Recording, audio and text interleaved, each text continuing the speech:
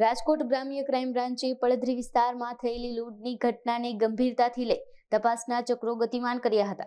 Technical surveillance અને બાતમીના આધારે જાણવા મળ્યું હતું કે આ લૂંટ પાછળ દાહોદની કુખ્યાત ચડ્ડી બનિયાન ગેંગનો હાથ છે। પોલીસની એક ખાસ ટીમે દાહોદના દુર્ગમ વિસ્તારમાં 12 દિવસ સુધી ધામા નાખી સતત વોચ ગોઠવી હતી, જેના અંતે ગેંગના 2 સક્રિય સભ્યોને ઝડપી પાડવામાં સફળતા મેળવી છે।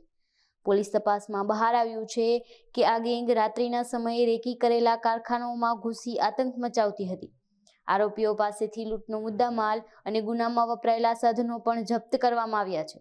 આ સફળતાથી રાજકોટ ગ્રામ્ય તેમજ આસપાસના જિલ્લાઓમાં સક્રિય લૂંટારૂ ગેંગના નેટવર્કનો મોટો ફટકો પડ્યો છે। રાજકોટ ગ્રામ્ય જિલ્લાના પડદરી પોલીસ સ્ટેશનમાં થોડા દિવસ પહેલાં રાત્રિમાં એક દાડનો અને એના પછી એક ઘરફોડનો બનાવ બન્યો હતો। એની તપાસ કરવા માટે રાજકોટ ગ્રામ્ય પોલીસની LCB ટીમ, પડદરીની ટીમ અને તમામ લોકો ટેકનિકલ સર્વેલન્સથી, ટાવર ડમ્પથી, CCTV ફૂટેજ, બાતમીદારો તમામ સાથે સંપર્કમાં હતા। CCTVમાં જે ફૂટેજ જોવા મળ્યો એના આધાર ઉપર અમારા બાતમીદારોથી અને ટેકનિકલ સર્વેલન્સથી અમને માહિતી મળી કે આ દાહોદની ચડ્ડી બનિયાન ગેંગનું કામ છે। અમારી ટીમ ત્યાં 12 દિવસ સુધી સ્ટેન્ડ બાય રહી। એ લોકો ગામમાં હતા, ગામમાં એ નાનો ફોન યુઝ કરે છે જેનાથી પિન પોઈન્ટ લોકેશન નથી આવતી। તો ગામથી બહાર નીકળ્યા ત્યારે આ લોકોને પકડવામાં આવ્યા। પકડાયેલા આરોપીઓમાંથી 2 આરોપી સુભાષ ઉર્ફે સોબો ઉર્ફે શુભમ અને બીજો ગૌરવ ઉર્ફે કૈલાસ, એ બંને દાહોદના રહેવાસી છે। એમાંથી સુભાષ ગરબાડાનો રહેવાસી છે અને બીજું જો ગૌરવ છે એ ધાનપુર દાહોદનો રહેવાસી છે। આ ધાડ અને ચોરીમાં 6 આરોપીઓ પકડવા ઉપર બાકી છે। રાજુ સવસિંગ બારિયા, ગરબાડા દાહોદ; ભરત બાદરસિંહ પલાસ, ગરબાડા દાહોદ; રાકેશ રાણિયા પલાસ, ગરબાડા દાહોદ; જયંતી ગરબાડા દાહોદ; પ્રકાશ દિતિયા પલાસ, ગરબાડા દાહોદ; મડિયા ભાબરા અલીરાજપુર, એ લોકો ઓર બાકી છે। એ લોકો ગુજસી ટોકના, આમાંથી 4 લોકો ગુજસી ટોકના આરોપી છે। જામીન ઉપર એ લોકો હાલ છે અને જ્યારે આની કોર્ટમાં તારીખ આવતી હતી ત્યારે દિવસમાં એ લોકો કોર્ટ અટેન્ડ કરતા હતા અને રાત્રિમાં પડદરી કે આજુબાજુના એરિયામાં જો પણ જગ્યા મોકો મળે ત્યાં એ લોકો ચોરી કરતા હતા અને ત્યાં કોઈ માણસ એક માણસ મળી જાય તો એની ઉપર હુમલો અને ધાક ધમકી આપીને લૂંટ પણ કરતા હતા।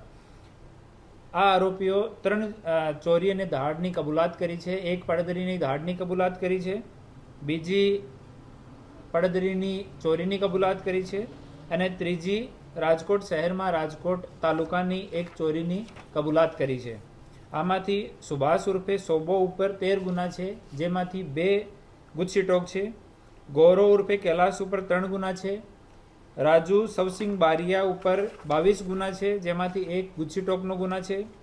ભરત બાદરસિંહ પ્લાસ જો છે એની ઉપર 25 ગુના છે, જેમાં 1 ગુજસી ટોકનો ગુના છે। રાકેશ રાણિયા પલાસ ઉપર 15 ગુના છે, જેમાંથી 1 ગુજસી ટોક છે। જયંતી ઉપર 2 ગુના છે। પ્રકાશ દતિયા ઉપર 4 ગુના છે। મડિયા સંજય તિતરિયા ઉપર 2 ગુના છે।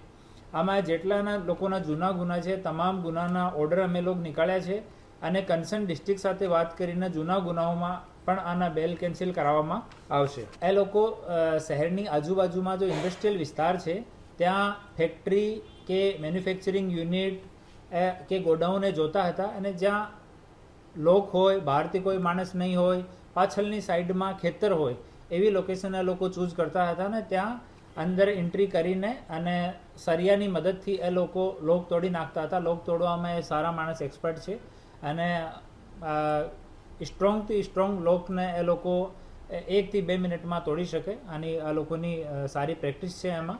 ઓર એ લોકો ક્યારે પણ પોતાનો ફોન સાથે રાખતા નહોતા અને પબ્લિક ટ્રાન્સપોર્ટનો જ યુઝ કરતા હતા। જ્યારે દાહોદથી આવતા હતા ત્યારે દાહોદથી ST બસમાં, પછી અહીંયા બસ સ્ટોપથી ઓટો રિક્ષામાં કોર્ટ આવતા હતા, કોર્ટથી ઓટો લઈને અને પછી બહારના ઇન્ડસ્ટ્રીયલ એરિયામાં જતા હતા અને દિવસમાં ફરીને જોઈ લેતા હતા કે રાત્રિમાં અહીંયા ચોરી કરવાની છે, પછી ખેતરમાં બેસતા હતા અને નાઇટ સુધી વેટ કરતા હતા। જ્યારે 1 વાગ્યાની આજુબાજુનો સમય થઈ જાય ત્યારે એ લોકો ત્યાં ચોરી કરવા માટે એન્ટર થતા હતા. એક સરિયો જેવો એ લોકો રાખે છે, સરિયાથી જ તોડી નાખે છે. અને આમાં તે 3-4 લોકો અલગ અલગ રોલ પ્લે કરે છે. કોઈ નિગરાની કરે છે, કોઈ લોક તોડે છે, કોઈ કેસ હેન્ડલ કરે છે. સારા અલગ અલગ એના તમામના રોલ છે. 4-5નો ગ્રુપ અમુક તમામ ચોરીઓમાં આ લોકોનો રહે છે.